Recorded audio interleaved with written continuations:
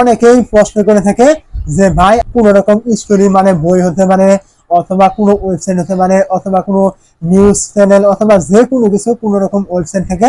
আমি যদি কোনো রকম কোনো আইডিয়া নিয়ে আমি সেটা নিজে ভয়েস ওভার করে আমি আমার চ্যানেলে আপলোড করি, তাহলে সেখান থেকে আমি মনিটাইজ পাবো কিনা, বা আমার চ্যানেলে কোনো রকম সমস্যা হবে কিনা। তো এইখানে দেখুন একটি কথা অবশ্যই আপনাকে মাথায় রাখতে হবে, আপনি যে কোনো বই থেকে, অথবা আপনি কোনো ওয়েবসাইট থেকে, বা আপনি কোনো চ্যানেল থেকে আপনি নিউজ বা ওই যে লেখাটা তারা দিয়ে দিয়েছে আর্টিকেল, সেখান থেকে আপনি আইডিয়া নিলেন, নেওয়ার পর আপনি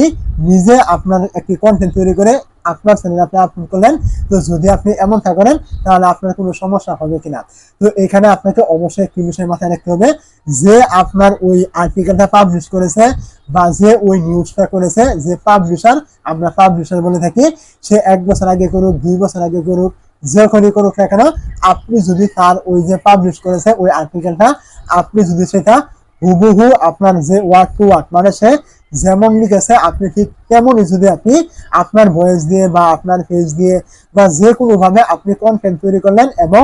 আপনি যদি আপনার চ্যানেলে আপলোড করে দেন, তাহলে কিন্তু সে কিন্তু মানে যে পাবলিশ করেছে সে কিন্তু আপনাকে লিগ্যাল নোটিশ অনুযায়ী কিন্তু আপনাকে কপিরাইট স্ট্রাইক কিন্তু সে দিতে পারবে, এবং কি আপনার ওই ভিডিওটা কিন্তু সে রিমুভ কিন্তু করাতে পারবে। যদি আপনি হুবহু আপনি তার আর্টিকেল গুলো কপি করেন বা আপনি কন্টেন্ট ভিডিও তৈরি করেন, আপনার কোনো রকম ওইখানে কোনো রকম ভ্যালু আপনি যদি অ্যাড না করেন, তাহলে কিন্তু আপনাকে অবশ্যই লিগ্যাল কপিরাইট স্ট্রাইক কিন্তু সে দিতে পারবে এবং কি দিয়ে দিবে। এমন কিন্তু অনেকের সাথে কিন্তু হচ্ছে, মানে এটা বাংলাদেশে এমন নেই, বা ইন্ডিয়াতে কিন্তু এরকম অহরহ হয়ে থাকে। তারা অনেক বড় বড় নিউজ চ্যানেলের যে আর্টিকেল গুলো থাকে তারা কপি করে এবং ওই চ্যানেল কিন্তু তাদেরকে আবারও স্ট্রাইক কিন্তু দিয়ে দেয়। এমন কিন্তু অনেকের সাথে কিন্তু হয়েছে। তো বাংলাদেশে এমন অনেক চ্যানেল রয়েছে যারা এমন আইডিয়া নিয়ে কিন্তু ভিডিও কিন্তু তৈরি করে। তো আপনারা অবশ্যই মনে রাখবেন, আপনি কারো কাছ থেকে আইডিয়া নিতেই পারেন, শুধু আপনি নয়, আমি আপনি প্রায় সকলে কিন্তু কোনো না কোনো জায়গা থেকে কিন্তু আইডিয়া কিন্তু নিয়ে থাকি। তো ওই আইডিয়া যেন হুবহু মিলে না যায়,